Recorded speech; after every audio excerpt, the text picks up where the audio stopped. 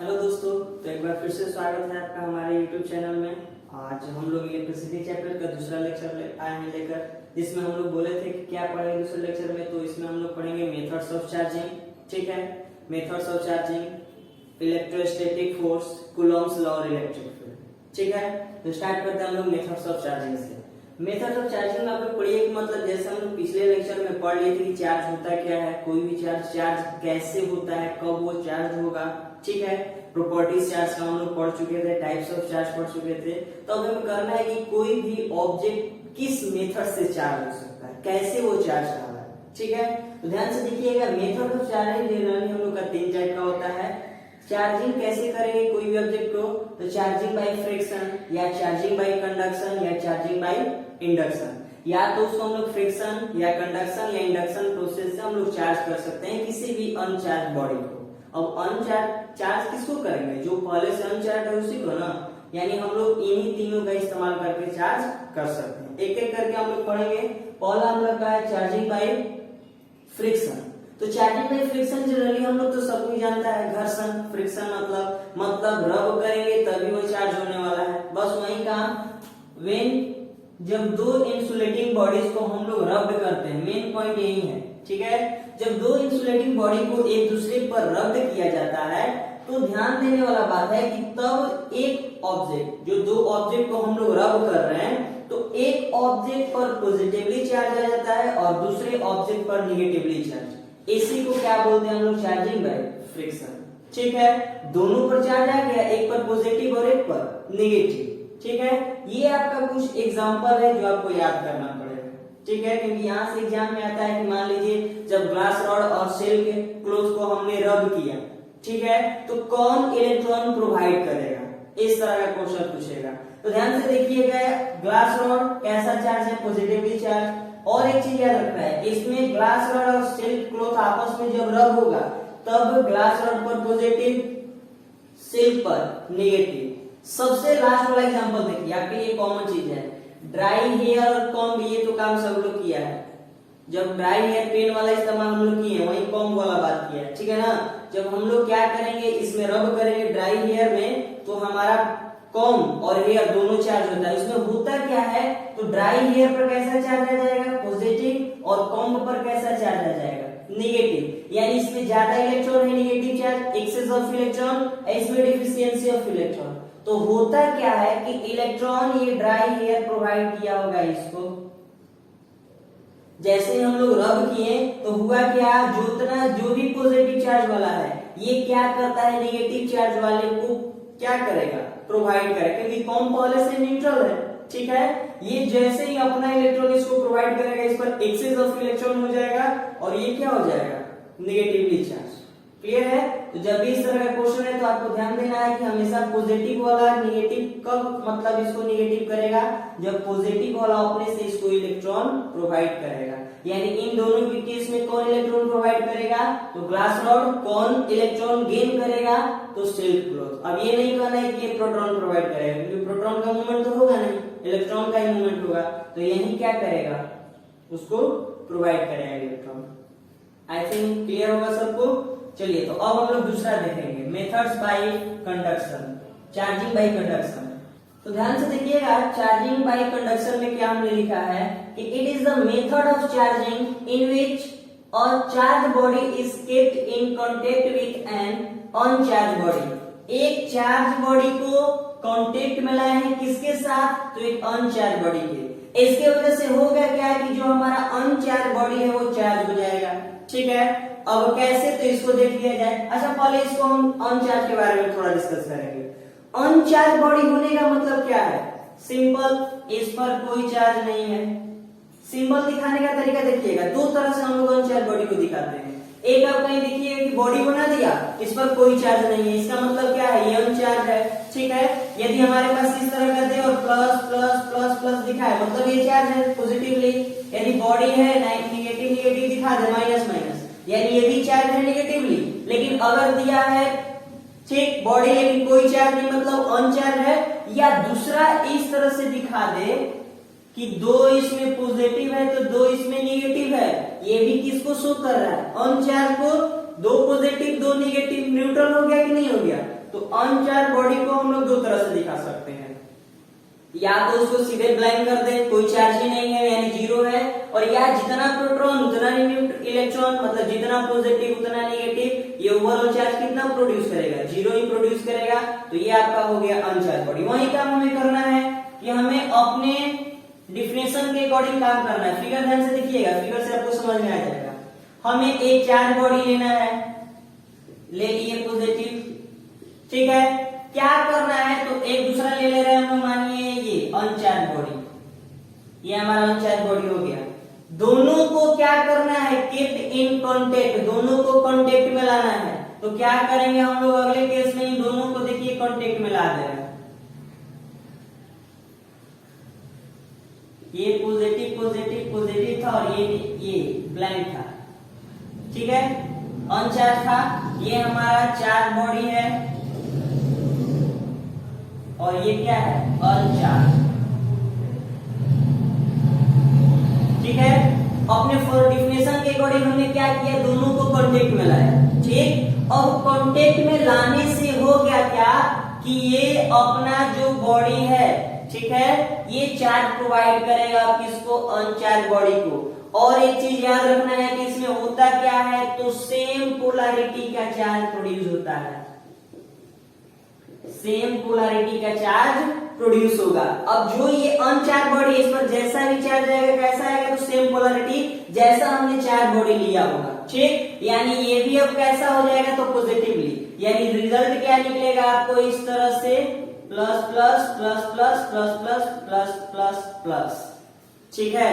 अब यानी जो भी हमारा बॉडी है अनचार्ज कांटेक्ट में आया तो अनचार्ज भी क्या हो गया, चार्ज हो गया। कैसे चार्ज होगा, तो आपको ध्यान देने वाला बात है कि सेम पोलैरिटी का चार्ज होगा। एक चीज स्टूडेंट को कंफ्यूजन होता है कि क्या इसका मैग्नीट्यूड सेम होगा, मतलब यहाँ पर जो भी चार्ज आया है पॉजिटिव, तो ये प्रोवाइड किया होगा तो इसका चार्ज है तो इसमें 2 होना चाहिए। ये फिक्स नहीं है, आप इस रूल को नहीं लगा सकते।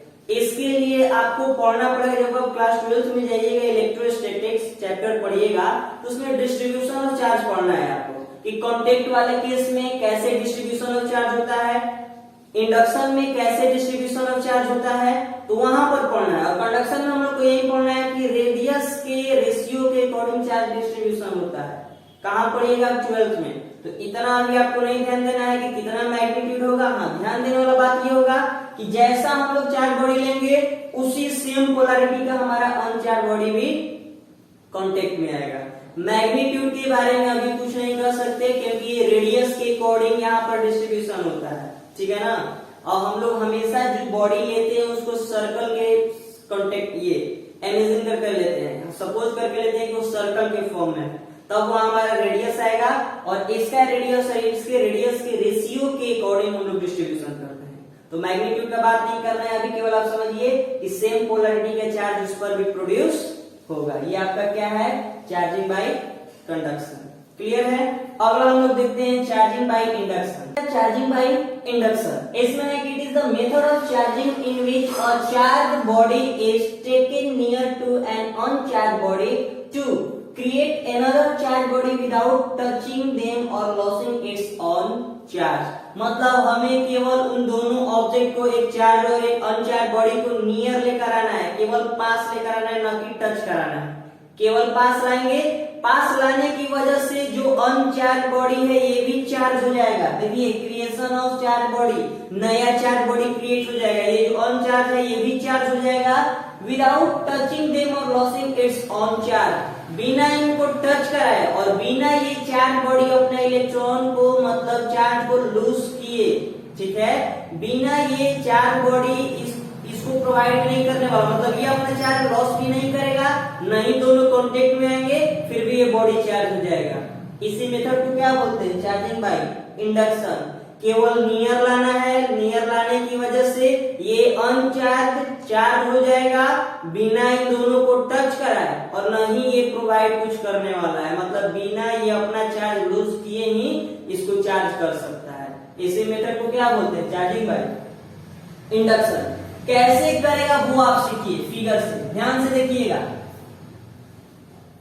बाकी दोनों से ये थोड़ा डिफरेंट है, कैसे भाई बिना हम लोग कांटेक्ट में कराए उसको चार्ज कर सकते हैं, बिना इलेक्ट्रॉन लॉस किए ही, मतलब बिना ये चार्ज बॉडी को कुछ अपना चार्ज लॉस किए ही कर सकते हैं। पिछले केस में हमने देखा था कि ये जो चार्ज है और ये जो अनचार्ज है इस पर प्लस प्लस था, तो ये क्या किया था, ये प्लस तो दिया नहीं होगा, यहाँ से इलेक्ट्रॉन इसमें आया होगा कि हमेशा मोमेंट ऑफ इलेक्ट्रॉन होता है। तो आप पढ़े हैं कि high potential to low potential किसका मूवमेंट होता है, तो ये होता है पॉजिटिव चार्ज का, और low potential to high potential ये किसका मूवमेंट होता है, नेगेटिव चार्ज का। याद रखिएगा, high to low positive, low to high negative हमेशा मूवमेंट करता है। तो यहाँ से इसमें भी इलेक्ट्रॉन आया होगा, नेगेटिव इलेक्ट्रॉन इसके पास चांस है ना, प्लस माइनस दो होगा और प्लस माइनस अनचार्ज का कांटेक्ट है, तो जितना दोनों नेगेटिव होगा ये अब इसके पास आ गया होगा, ठीक है। अगर पॉजिटिव नहीं भी गया होगा तब पर भी अगर गया होगा तो इस पर क्या पॉजिटिव चार्ज आ गया होगा, तो उस तरह से तो चार्ज हो जाएगा। लेकिन ये कोई इस केस में ये कोई अपना इलेक्ट्रॉन या प्रोटॉन लूज करने वाला नहीं है, मतलब कोई चार्ज प्रोवाइड नहीं करने वाला। इस केस में देखिए क्या करेंगे, हम अपने फिर से डेफिनेशन के अकॉर्डिंग फिगर ड्रॉ करेंगे। ये हमारा हो गया एक चार्ज बॉडी, ठीक है, ले रहे हैं हम लोग प्लस प्लस प्लस, ठीक। इसको क्या करना है, हमें एक अनचार्ज बॉडी के कांटेक्ट में लाना है, नहीं केवल नियर लेकर आना है। तो हमने क्या किया, इसको नियर लेकर आ गए। ध्यान देने वाला बात है कि हमें क्या करना होगा, यहाँ पर एक इंसुलेटर यूज करना होगा, मतलब जो चार्ज का मूवमेंट न करा सके, जिसमें करंट फ्लो न करे, यहाँ पर ये जो होगा हमें एक इंसुलेटर यूज करना होगा, ठीक है। ये हमारा बॉडी है, ये बॉडी कैसा है, तो अनचार्ज है, ये चार्ज बॉडी है और ये हमारा अनचार्ज है, ठीक है। अनचार्ज का मतलब क्या है, इसमें एक प्रोटॉन एक इलेक्ट्रॉन, ये भी प्रोटॉन ये इलेक्ट्रॉन, मतलब दो प्लस है या दो माइनस है, अनचार्ज हो सकता है। पढ़े हम लोग पिछले, अभी बताए थे आपको, ये अनचार्ज का मतलब जितना प्रोटॉन मतलब जितना पॉजिटिव उतना नेगेटिव, ये हो गया अनचार्ज का। हम जैसे ही इसको कांटेक्ट में लाए, सॉरी नियर लेकर आएंगे, ठीक है, ध्यान से देखिएगा, हम लोग जैसे ही इन दोनों को एक दूसरे के नियर लेकर आएंगे, क्या इसका चार्ज इफेक्टेड होगा, इफेक्टेड तो होगा, क्योंकि ये पॉजिटिव चार्ज, ये क्या है पॉजिटिव, और ये पॉजिटिव पॉजिटिव, ये दोनों नेगेटिव नेगेटिव। अभी चारों तरफ डिस्ट्रीब्यूटेड है, कोई कहीं भी डिस्ट्रीब्यूटेड है, लेकिन हमने क्या पढ़ा है कि like charges repel each other, ठीक है, and unlike charges attract each other, पढ़े ना। तो अब ध्यान से देखिए, ये प्लस इस प्लस को क्या करेगा, रिपेल करेगा, तो ये प्लस चार्ज है तो इसमें जितना प्लस होगा उसको बाहर भेजेगा, रिपेल करेगा, और जितना निगेटिव वाला होगा उसको अट्रैक्ट करेगा। तो ये फिगर जो है, ये फिगर कुछ इस तरह से बन जाएगा। क्या बनेगा, तो ध्यान से देखिएगा, ये प्लस किसको खींचेगा, माइनस वाले को, तो सारा का सारा माइनस इधर आ जाएगा। मान लीजिए इसमें 4 माइनस का है, ठीक है। अब ये प्लस है तो किसको रिपेल कर रहा होगा, प्लस वाले को, तो इसका प्लस चारों इस साइड आ जाएगा, ठीक है ना। अब ध्यान से देखिए, हमें तो यही है 4 माइनस है और 4 प्लस है, मतलब अभी भी क्या है, ये अनचार्ज नहीं है, लेकिन इसको नियर लाने की वजह से इसका चार्ज इफेक्टेड हो गया। पॉजिटिव था तो पॉजिटिव को रिपेल किया, और नेगेटिव था तो अनलाइक चार्ज को अट्रैक्ट कर लिया, ठीक। अब देखिए क्या करेंगे हम लोग, अच्छा ध्यान से देखिएगा कि अगर हम लोग इसमें से निगेटिव को गायब कर दें तो केवल पॉजिटिव चार्ज बच जाएगा ना, बच जाएगा। लेकिन क्या ये पॉसिबिलिटी बन सकता है कि हम लोग निगेटिव को गायब कर दें, नहीं बन सकता।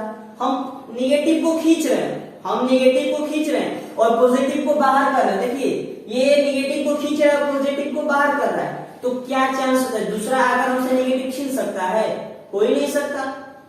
हम तो खुद निगेटिव को खींच रहे हैं, तो दूसरा आकर भी क्या करेगा कि हाँ भाई आसानी से पॉजिटिव निकल जाओ, क्योंकि हम खुद उसको भगा रहे हैं और आप भी आ गए उसको ले जाने के लिए, तो आसानी से चला जाएगा। लेकिन हम निगेटिव को खींच रहे हैं, हम तुमको देने वाले नहीं है, और दूसरा आकर अगर हमसे निगेटिव मांगे तो काहे ला देंगे, पॉसिबिलिटी नहीं बनता कि हम दे दें। तो यहाँ से पॉसिबिलिटी तो बन ही नहीं रहा है कि निगेटिव बाहर चला जाएगा, क्योंकि ये अट्रैक्शन फोर्स से जुड़ा हुआ है, लेकिन ये रिपल्सन से जुड़ा है। जैसे ही इसको चांस मिला ये बाहर चला जाएगा, क्योंकि ये इसको रिपेल कर रहा है। तो हमारे पास सबसे ज्यादा चांसेस क्या है कि इसमें हम लोग क्या करें, इस पॉजिटिव को बाहर निकाल दें, ठीक है। तो पॉजिटिव बाहर कैसे निकलेगा, तो अब हम लोग क्या करेंगे कि इसमें अर्थिंग करेंगे।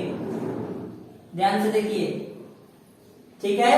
अब हम लोग क्या करेंगे, ये क्या किया हमने, अर्थिंग किया।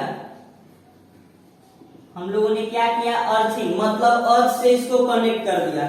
इसीलिए हमने यहाँ पर इंसुलेटर लगाया था, क्योंकि बिना हमारे अर्थिंग करने से पहले ये चार्ज बाहर चला जाता, ठीक है ना, इसलिए हमने इंसुलेटर लगा दिया। हमारा जब काम पड़ेगा तभी हम अपने अकॉर्डिंग अर्थिंग लगाएंगे, ठीक है। अब अर्थिंग जैसे ही लगा तो अर्थ में तो आपको पता है बहुत ज्यादा इलेक्ट्रॉन है, माइनस प्लस सब है, ठीक। यहाँ पर होगा क्या कि ये बन गया कैसा, हाई पोटेंशियल और ये लो पोटेंशियल। ध्यान से देखिए, प्लस प्लस इस साइड है और इस साइड केवल इलेक्ट्रॉन है ज्यादातर, तो हाई पोटेंशियल लो पोटेंशियल। ये हाई पोटेंशियल से लो पोटेंशियल क्या प्लस मूव कर सकता है, कर सकता है। और क्या लो पोटेंशियल से हाई पोटेंशियल इलेक्ट्रॉन मूव कर सकता है, कर सकता है। तो यहाँ पर दिखाई देगा इलेक्ट्रॉन सब ऊपर जा रहा है, ठीक है। और से जितना भी इलेक्ट्रॉन है सब कहाँ इंटर करने लगा, सबका सब इलेक्ट्रॉन इस बॉडी में इंटर करने लगा। अच्छा, जब बॉडी में इलेक्ट्रॉन इंटर करने लगा तो इलेक्ट्रॉन का संख्या बढ़ने लगा कि घटने लगा, इसमें बढ़ने लगा। इलेक्ट्रॉन का संख्या क्या होने लगा, बढ़ने लगा। यानी हम लोग देख सकते हैं कि जो ये हमारे पास पहले से 4 और 4 था और निगेटिव वाला बहुत ज्यादा हो गया है, ठीक है, निगेटिव वाला बहुत ज्यादा हो गया है और इसमें भी पॉजिटिव चार्ज यहाँ पर अभी भी अटका हुआ है। अगर चांस हुआ तो ये बाहर जा सकता है, ठीक है, और फिर भी चला सकता है। लेकिन अब छोड़िए ना, ये 4 है, ठीक है, ये 4 है और ये कितना है, तो बहुत ज्यादा यहाँ से आ गया है। तो अब ये ओवरऑल चार्ज निकालिएगा तो क्या इस पर निगेटिव चार्ज आएगा, ओवरऑल आएगा कि नहीं आएगा। अच्छा, ओवरऑल चार्ज इस पर निगेटिव आ गया, ठीक है, तो क्या ये बॉडी चार्ज हो गया, निगेटिवली चार्ज। लेकिन हमारे पास पहले से चार्ज बॉडी पॉजिटिव था, रिजल्ट में क्या ये निकला, तो ये अब रिजल्ट में चार्ज होने के बाद कैसा निकल कर है, निगेटिव। यानी हम लोग बोल सकते हैं ना कि डिफरेंट पोलैरिटी,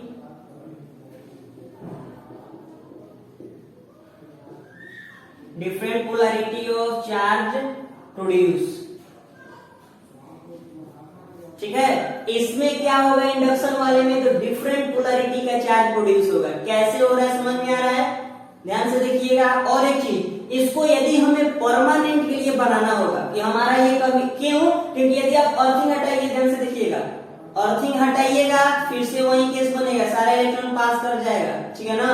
या इसको हटा दीजिए, अगर इसको हटाइएगा इलेक्ट्रॉन सब बाहर चला जाएगा, क्योंकि इसको अभी इलेक्ट्रॉन ये कब तक है, जब तक ये नियर है तब तक ये निगेटिव को खींचे हुए है, इसीलिए निगेटिव आ भी रहा है, ठीक है ना, और ये पॉजिटिव को रिपेल कर रहा है। लेकिन यदि हम लोग इसको हटा दे बिना अर्थिंग को हटाए, इसको हम लोग हटा दे बिना अर्थिंग को हटाए तो फिर से पहले वाला केस हो जाएगा, ठीक है ना। इसको हटाएंगे इलेक्ट्रॉन फिर बाहर जाने लगेगा, ठीक है ना।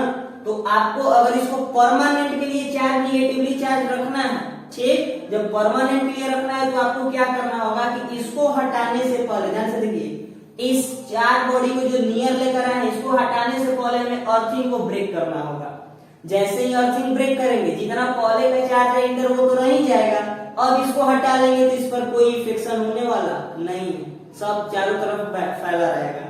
बस आपको देखना है कि ओवरऑल चार्ज निगेटिव आया, मतलब इस पॉजिटिव का तो कोई वैल्यू है नहीं, इस बॉडी में सबका सब क्या दिखाई देने वाला है, केवल निगेटिव। तो बॉडी हमारा अनचार्ज से चार्ज हो गया बिना टच कराए, और इसका कोई काम है कि प्रोवाइड किया, अपना चार्ज लूज किया नहीं किया, जितना था उतना ही रह गया। ये तो अर्थिंग से लेकर चार्ज आया है निगेटिव को, तब कैसा हो गया, निगेटिव। क्लियर है सबको। यदि आप यहाँ पर निगेटिव इस्तेमाल कीजिएगा तो ये कैसा हो जाएगा, पॉजिटिव। देखिए डिफरेंट पोलैरिटी के चार्ज हमेशा प्रोड्यूस होता है। अब आपका है क्वेश्चन, यहाँ से पहला तो मेथड आप समझ गए, what is the difference between charging by conduction and charging by induction, ठीक है, कोई पूछ देता है। तो सबसे इंपॉर्टेंट पहला, चार्जिंग बाय कंडक्शन में दोनों बॉडी को कांटेक्ट में लाते हैं, चार्ज और एक अनचार्ज को, ठीक है। लेकिन इंडक्शन में दोनों बॉडी को केवल नियर लाते हैं, कांटेक्ट में नहीं लाते। दूसरा डिफरेंट, चार्ज करने के लिए कंडक्शन वाले केस में ये पॉजिटिव चार्ज अपने चार्ज में से कुछ लूज करता है या गेन करता है, ट्रांसफर ऑफ चार्ज करता है, ये तभी वो चार्ज होता है, ठीक है। यानी लेकिन इंडक्शन में ये पॉजिटिव चार्ज केवल और केवल इसका काम क्या है, नियर आकर इसको खींचे रहना, बस, इसके अलावा कुछ नहीं, न कि अपना चार्ज का ट्रांसपोर्टेशन करना। तो यहाँ पर कोई ट्रांसपोर्ट ऑफ ये ट्रांसफर ऑफ चार्जिंग नहीं होता, किसके द्वारा, चार्ज बॉडी के द्वारा। तीसरा डिफरेंट, कंडक्शन वाले में सेम पोलैरिटी का चार्ज प्रोड्यूस होता है, लेकिन इंडक्शन वाले में डिफरेंट पोलैरिटी के चार्ज प्रोड्यूस होता है। क्लियर है सबको? Electrostatic force, the force applied by a stationary charge, याद रखिए क्या बोला है, स्टेशनरी चार्ज मतलब स्थिर, एट रेस्ट, वो किस में होना चाहिए, रेस्ट में होना चाहिए। जो चार्ज होगा वो रेस्ट में, जो चार्ज फोर्स अप्लाई करेगा वो चार्ज किस में होना चाहिए, रेस्ट में, ऑन दी अदर चार्ज और अनचार्ज बॉडी। यदि कोई रेस्ट वाले चार्ज के द्वारा किसी चार्ज बॉडी पर या किसी अनचार्ज बॉडी पर कोई फोर्स उत्पन्न किया जा रहा है, उसी फोर्स को हम लोग क्या बोलते हैं, इलेक्ट्रोस्टैटिक्स फोर्स। क्लियर है? ध्यान दीजिए, electro charge, electro means charge, static means स्थिर, फोर्स मीन्स तो पता है बल, जिसको हम लोग डिफाइन कर रहे हैं, मतलब वो फोर्स जो स्टैटिक मतलब स्थिर चार्ज के द्वारा अप्लाई किया जाता है, उस फोर्स को क्या बोलते हैं, इलेक्ट्रोस्टैटिक फोर्स। नाम में यहाँ पर डेफिनेशन छुपा है।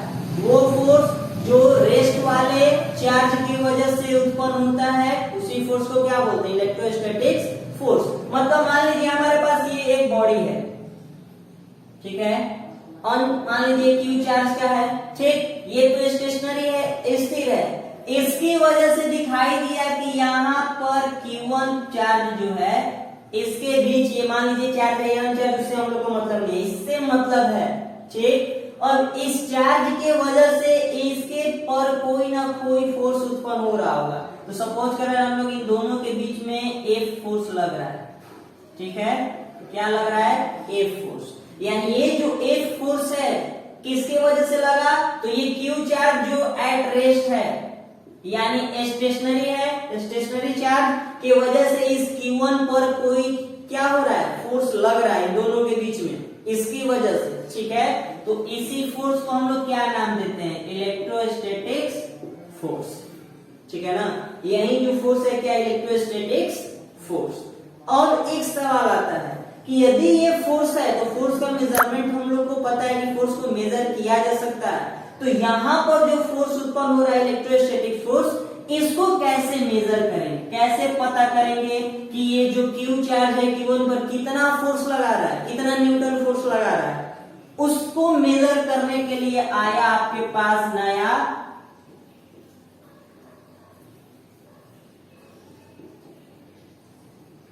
Coulomb's law. क्या आया, कूलॉम्स लॉ, ठीक है। यानी कूलॉम्स लॉ, ये जो लॉ है जिसका नाम कूलॉम्स लॉ है, इसी लॉ के हेल्प से हम लोग ये पता करते हैं कि इस चार्ज के द्वारा जो फोर्स लगाया गया, जो इलेक्ट्रोस्टैटिक फोर्स था, इसका वैल्यू कितना होगा, ठीक है ना। कूलॉम्स लॉ का आपका डिफिनेशन है, क्या है, तो according to Coulomb's law the electrostatic force acting between 2 point charges, जो बॉडी चार्ज है उसको हम लोग पॉइंट चार्ज मानकर ले करते हैं, मतलब वो पॉइंट साइज का है, ठीक है। अब पॉइंट साइज इसलिए करते हैं कि हमें उसका डिस्टेंस भी मेजर करना पड़ता है। अब बड़ा बड़ा ले लेंगे तो उसका रेडियस ही नहीं पता चलेगा, उसका डिस्टेंस ही नहीं पता चल पाएगा, ठीक है। तो हम लोग उसी का इलेक्ट्रोस्टैटिक फोर्स निकालते हैं, उसी बॉडी का जो पॉइंट साइज हो, ठीक है ना, ठीक। और आप पढ़े होंगे यूनिवर्सल कांस्टेंट में ग्रेविटेशनल फोर्स किसका निकालते हैं, केवल बड़ा बड़ा ऑब्जेक्ट्स का। क्यों, क्योंकि वहां पर हमें रेडियस चाहिए था, तो रेडियस हमें छोटा ऑब्जेक्ट होगा तो मिलेगा ही नहीं, ठीक है ना, नेग्लिजिबल हो जाएगा। और यहाँ पर हमें परफेक्ट डिस्टेंस चाहिए, एकदम कांस्टेंट, जो इसका होना चाहिए। अगर मान लीजिए इस तरह का हम लोग चार्ज ले लें, तब यहाँ से डिस्टेंस मेजर करेंगे कि यहाँ से करेंगे कि यहाँ से करेंगे कि यहाँ से करेंगे, सबसे बड़ा यहाँ पर प्रॉब्लम हो जाएगी। इसलिए हम लोग क्या करते हैं, हमेशा पॉइंट चार्ज लेट करते हैं, तो डिस्टेंस हमारा फिक्स हो गया, यही वाला होगा, ठीक है।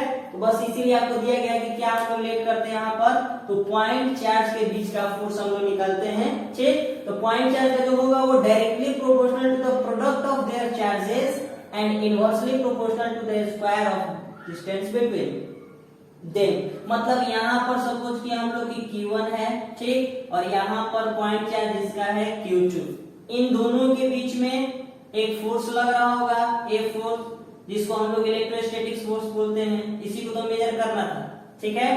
लग रहा है इनका चार्ज का वैल्यू Q1 है और इसके चार्ज का वैल्यू Q2 है, इन दोनों के डिस्टेंस मान रहे हैं हम लोग R है, ठीक है। दो point charge Q1 Q2, force F लग रहा है और डिस्टेंस क्या है R। तो अकॉर्डिंग टू कूलॉम्स लॉ क्या कहता है, ये जो फोर्स होगा, पहला observe, this force is directly proportional to the product of their charges, यानी Q1 इंटू Q2K, पहला बोल रहा है। दूसरा बोला प्रोडक्ट ऑफ देयर चार्जेस हो गया, and inversely proportional to the square of distance between them, ये जो डिस्टेंस है इसके स्क्वायर का इनवर्सली, यानी F is inversely proportional to distance between them. Clear है? यही है आपका कूलम्स लॉ, बस इतना ही है। इसका जो आपका एक्सप्लेनेशन है बस यही काम करता है कि force directly proportional product of charge and inversely proportional to the square of distance between them. यहां से अब हमारा फॉर्मूला निकल कर आएगा, ध्यान से देखिए क्या है। अब जो हमने इस कूलम्स लॉ के अकॉर्डिंग पढ़ा उसमें हमने क्या देखा, दो इक्वेशन बनकर हमारा आया, ठीक है। क्या क्या, तो एक था directly proportional product of charges और inversely proportional square distance between them, यानी हम लोग कह सकते हैं ना कि F is directly proportional to Q1 into Q2, ये पहला, ठीक है। F is inversely proportional to square between them, ये दूसरा। क्या दोनों इक्वेशन के फ्रॉम 1 एंड 2, दोनों इक्वेशन से हम लोग कह सकते हैं कि F is proportional to Q1 into Q2 by r square. प्रोपोर्शनल का साइन होता है, कांस्टेंट आता है, सबको पता है, यानी F is equal to equal, और यहाँ पर कांस्टेंट K आता है, याद रखना है, Q1 Q2 by r square, ठीक है। यहां पर इस K को हम लोग बोलते हैं कूलम्स कांस्टेंट या प्रोपोर्शनैलिटी कांस्टेंट,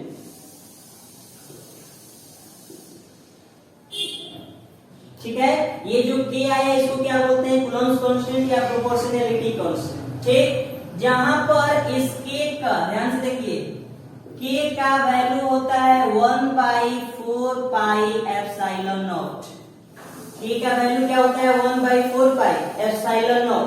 और जब इसके कांस्टेंट वैल्यू का बात किया जाए तो ये K का वैल्यू होता है 9 इंटू 10 टू द पावर 9। यहाँ पर होता है न्यूटन, ऐसा यूनिट इसका न्यूटन मीटर स्क्वायर पर कूलम स्क्वायर। ये कहां से आया अभी आपको बताया जाएगा, ठीक है ना। यानी आप ध्यान दीजिए कि F is equal to K Q1 Q2 by r square आया। K का नाम कूलम्स कांस्टेंट या प्रोपोर्शनैलिटी कांस्टेंट, K का वैल्यू 1/4 पाई एप्सिलॉन नॉट। इस एप्सिलॉन नॉट को कहा जाता है परमिटिविटी ऑफ वैक्यूम या फ्री स्पेस। यानी ये जो हम लोग चार्ज निकालते हैं हमेशा क्या वैक्यूम में, मतलब ये सपोज करके चलते हैं, लेट करके चलते हैं कि जो मीडियम है वो एयर है या वैक्यूम है, ठीक है ना। Q1 Q2 जो चार्ज रखे हैं वो हमेशा किसी मीडियम या वैक्यूम में ही हम लोग का रहेगा। यहाँ तक क्लियर है। यानी हम लोग क्या कर सकते हैं, यहाँ से ध्यान से देखिए, तो क्या F is equal to K की जगह पर 1/4 pi epsilon naught into Q1 into Q2 by r square बोला जा सकता है, ठीक। या इस 1/4 पाई एप्सिलॉन नॉट का वैल्यू देखिए, 1/4 पाई एप्सिलॉन नॉट K कितना था, 9 इंटू 10 टू द पावर 9। क्या 9 into 10 to the power 9 into Q1 into Q2 by r square.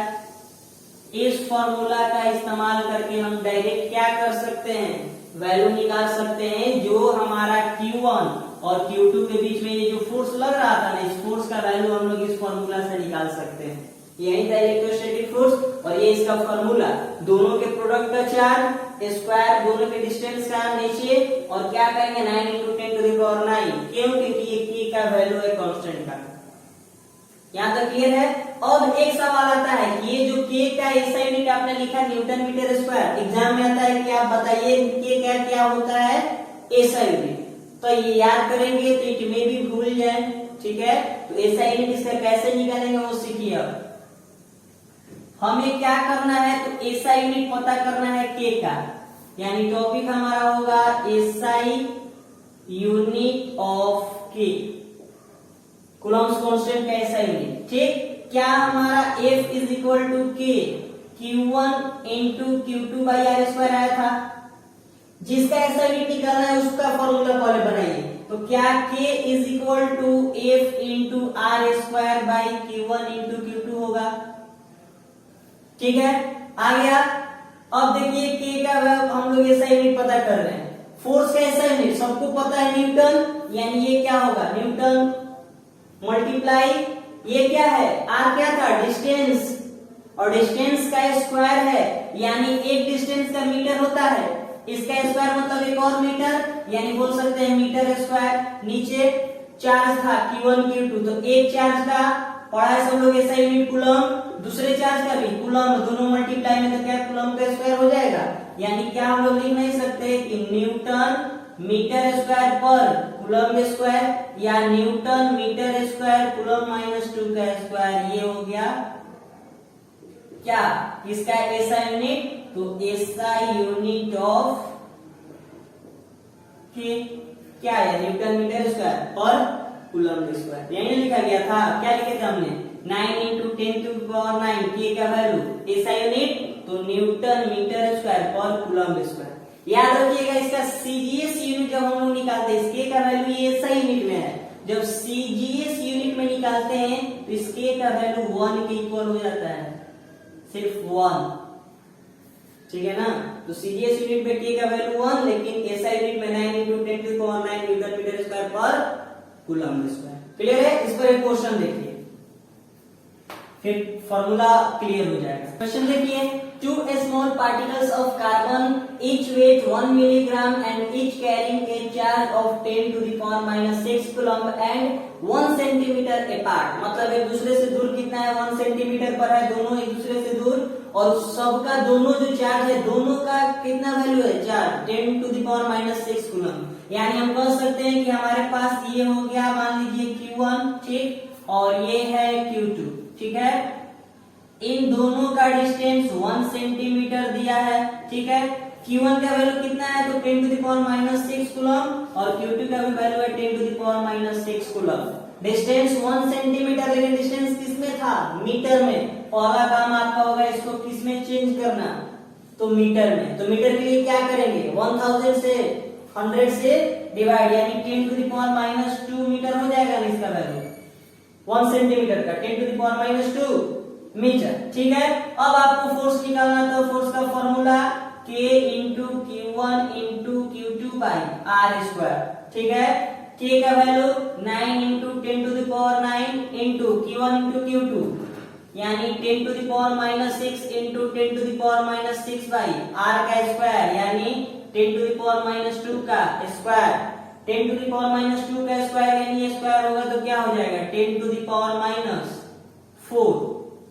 ठीक है, अब इन दोनों को सॉल्व कीजिए, 10 वाले को एक साथ कीजिए, तो ये हो जाएगा f is equal to 9 into ये कितना हो जाएगा 12 माइनस 12 होगा ना, इन दोनों को सॉल्व करेंगे तो आएगा 10 टू द पावर माइनस 12, ये 4 जाएगा इधर तो ऊपर क्या हो जाएगा माइनस है, तो ये माइनस ही होता है तो माइनस 4 जुड़ेगा तो 10 टू द पावर कितना आएगा आपका 10 टू द पावर हो जाएगा कितना हो गया माइनस 12 प्लस 4 यानी 8, यानी माइनस 8।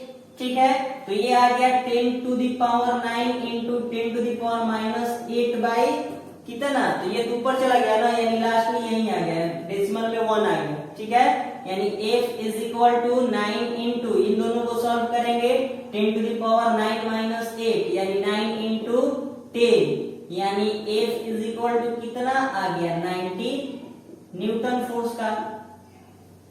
बस इसी तरह का आएगा, कभी आपका डिस्टेंस गायब करेगा, दोनों चार्ज देगा फोर्स देगा, या एक चार्ज गायब कर देगा डिस्टेंस देगा फोर्स देगा, आपको चार्ज निकालना पड़ जाएगा।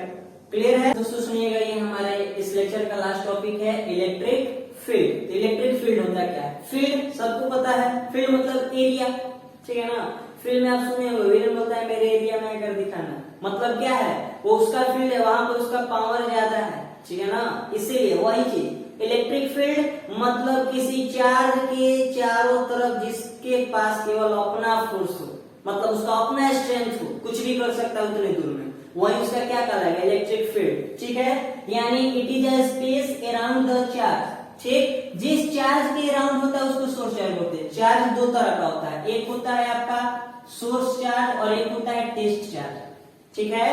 तो source charge is the main charge जो इलेक्ट्रिक फील्ड क्रिएट करता है, ठीक, जो इलेक्ट्रिक फील्ड क्रिएट करे उसको सोर्स चार्ज बोलते हैं, और जो उस इलेक्ट्रिक फील्ड के क्रिएशन होने के कारण फोर्स उत्पन्न करे, मतलब जिस पर इफेक्ट उत्पन्न हो, उसको क्या बोलते हैं, टेस्ट चार्ज। जैसे यहाँ पर हम लोग क्लियर करेंगे, देखिए एक चार्ज के प्रेजेंट होने के कारण उसके चारों तरफ जो स्पेस क्रिएट होता है, ठीक, इन विच जिसमें अदर चार्जेस, और अदर चार्जेस मतलब कौन, test charges, experiences force due to it, इस सोर्स चार्ज के प्रेजेंट होने के कारण, ठीक है, जितने एरिया में उसके चारों तरफ जितने एरिया में कोई टेस्ट चार्ज यानी ये सब जो दिखाई दे रहा है, यदि कोई टेस्ट चार्ज इसके प्रेजेंट होने के कारण, ड्यू टू इट, इसके प्रेजेंट होने के कारण कोई फोर्स उत्पन्न कर रहा है या एक्सपीरियंस कर रहा है, तो उसी एरिया को हम लोग क्या बोलते हैं, इलेक्ट्रिक फील्ड। एग्जांपल में देखिए, ये चार्ज हो गया Q प्लस, ये क्या है, तो सोर्स चार्ज, ये वाला, ठीक है, मेन चार्ज है, इसके चारों तरफ एक एरिया क्रिएट हुआ जितने दूर में बाकी टेस्ट चार्ज यदि फोर्स उत्पन्न कर रहे होंगे, ठीक, तो ये इसका इलेक्ट्रिक फील्ड हमें दिखाई दे रहा है। क्यों, क्योंकि ध्यान से देखिए ये Q प्लस चार्ज कैसा है, Q2, Q1 देखिए टेस्ट चार्ज निगेटिव है, तो निगेटिव और ये पॉजिटिव, तो फोर्स तो उत्पन्न होगा, और फोर्स उत्पन्न होने का मतलब अट्रैक्शन वाला, तो हमें दिखाई देगा कि ये इस तरह से आ रहा है, ये फोर्स लग रहा है, ठीक, ये प्लस और ये प्लस, रिपल्सन, क्योंकि ये इलेक्ट्रिक फील्ड के अंदर है, ध्यान से देखिए जितने दूर में ये अपना फोर्स उत्पन्न कर सकता है, ये अपना स्ट्रेंथ है, इसका अपना पावर, इतना दूर में कुछ भी कर सकता है इन लोगों के साथ, ठीक है, तो इसके साथ रिपल्सन करेगा तो हमें फोर्स कुछ इस तरह से दिखाई देगा, ठीक। अब आगे हम लोग Q3 पर, ठीक है, जब Q3 पर हम लोग आए तो Q3 क्या है, इसके एरिया में आ रहा है, नहीं आ रहा है,